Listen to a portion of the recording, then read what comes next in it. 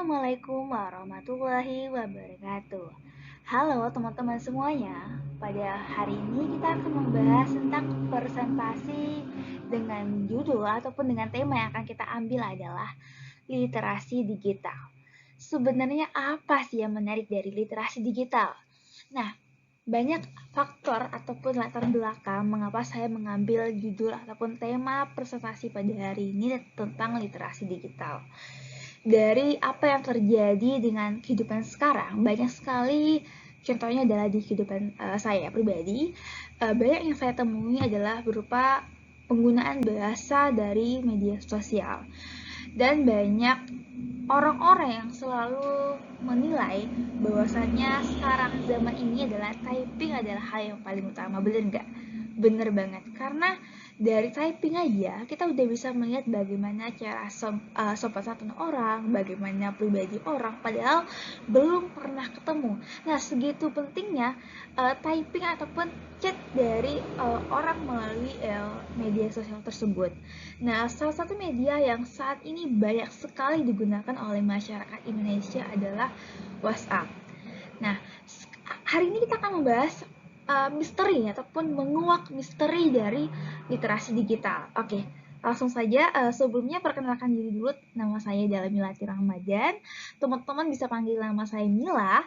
NIM saya adalah 2205111153. Dari pada materi hari ini, akhirnya ada 4 poin yang akan kita bahas. Karena poin kelima adalah kesimpulan. Oke, lanjut ya. Oke, yang pertama adalah tantangan dalam mengembangkan literasi digital. Yang namanya sebuah inovasi ataupun mengenai tentang materi literasi digital pasti punya namanya tantangan dalam mengembangkan bagaimana orang-orang bisa punya literasi dalam dunia digital gitu. Dan untuk mengembangkan literasi digital itu emanglah nggak mudah ya. Perlu namanya hal-hal tantangan yang akan kita temui nantinya. Nah, contohnya tantangan utama dalam mengembangkan literasi digital adalah sangat bisa dilihat sekali bahwa kita punya namanya itu 3B. Itu 3T ya. Terdepan, terluar, dan tertinggal. Dan banyak orang-orang yang tidak tidak punya namanya handphone dan dia kurang tahu bagaimana bisa memilah-milih informasi yang namanya yang benar ataupun yang tidak benar. Jadi memang sangat sulit sekali orang-orang yang jauh dari kata yang dibilang teknologi, mereka sangat sering sekali mendapatkan informasi berita-berita hoax ataupun bahkan sering namanya ditipu. Jadi memang pentingnya kita harus bisa, dan tantangan inilah yang menjadi salah satu cara kita untuk bisa memberikan pengetahuan tentang literasi digital ini terhadap orang-orang yang kurang memahami hal tersebut. Lanjut. Yang kedua adalah bagaimana nih meningkatkan literasi digital melalui pendidikan. Ternyata pendidikan tuh punya peran yang sangat penting sekali dalam mengembangkan literasi digital. Jadi bukan sekedar hanya kita bisa mengerti apa itu membaca, kita bisa mengerti matematika, tidak. Ternyata punya hal lain ataupun manfaat lain dari pendidikan tersebut. Contohnya literasi digital. Dengan punya pendidikan yang baik, kita akan mengerti, memahami yang benar mengenai informasi-informasi yang telah kita dapatkan. Dan tentunya pemerintah juga punya program-program itu pelatihan literasi digital kepada masyarakat umum, terutama bagi mereka yang kurang terampil dalam teknologi.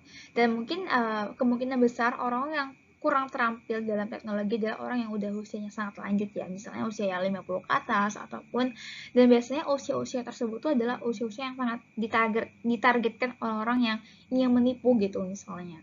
Memang jadi memang pendidikan inilah yang akan menjadi penempuh atau misalnya adalah hal yang paling utama yang menjadi program pemerintah untuk memberikan pelatihan juga terhadap orang-orang seperti itu. Oke, lanjut. Nah, tentang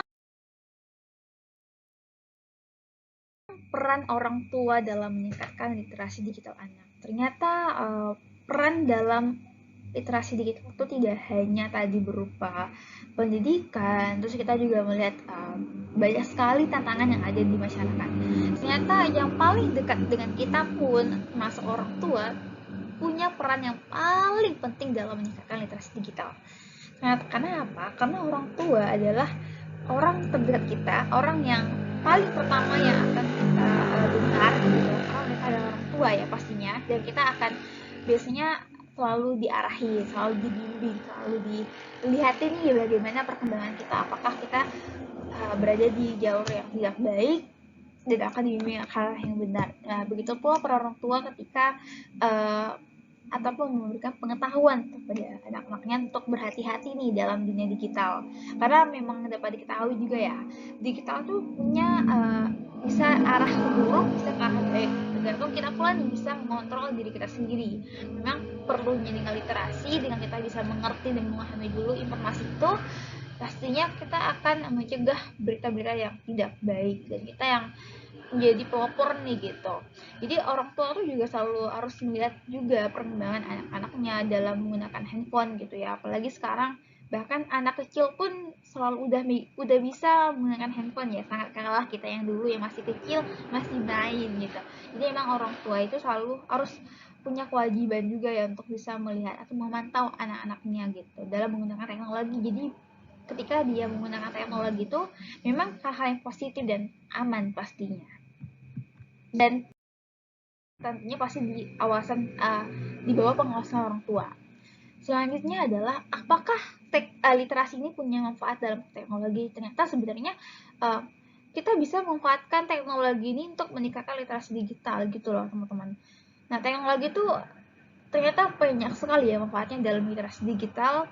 Salah satunya adalah berbagai platform online yang udah banyak sekali kita lihat di media sosial ya.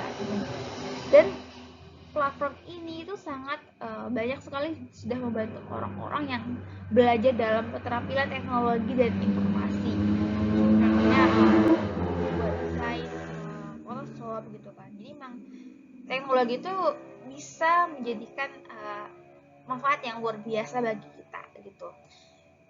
Contohnya tadi ada teknologi juga dapat digunakan untuk memerangi hoax yang beredar. Misalnya ada alat-alat yang dapat membantu. Jadi memang kayak misalnya ini kita bisa manfaatin teknologi ini untuk bisa memberantas berita-berita hoax tadi gitu. Selanjutnya kita berada di akhir penghujung ya. Dari yang telah saya sampaikan dari tentang tantangan dalam literasi digital, lalu juga bagaimana peran pendidikan literasi digital juga punya peran juga gitu, terus juga peran orang tua juga. Lalu ternyata kita bisa memanfaatkan teknologi dalam literasi digital. Nah, pada akhir kesimpulan ini kita akan menarik kesimpulan bahwasanya literasi digital itu merupakan keterampilan yang sangat penting di era digital saat ini. Tentunya karena orang-orang yang memiliki literasi digital yang baik akan lebih mudah beradaptasi dengan perubahan teknologi dan memanfaatkannya dengan optimal.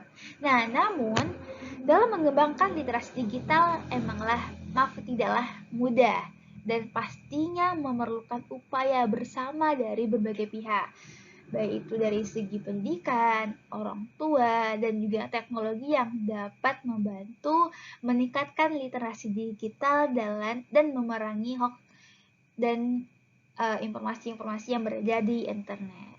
Oke, setelah akhirnya kesimpulan ini, saya berharap teman-teman bisa mengerti ya tentang materi dari menguak misteri dari literasi digital. Oke, biar lebih teman-teman bisa mengerti dengan baik, ini ada sedikit quotes dari aku juga. Quotes ini aku ambil dari tokoh Iin Solihin. Beliau mengatakan, jika semangat revolusi negeri pernah digelorakan Bung Karno pada masa kemerdekaan, maka tidak salah jika kini harus digelorakan juga revolusi literasi. Sekian dari saya. Wassalamualaikum warahmatullahi wabarakatuh.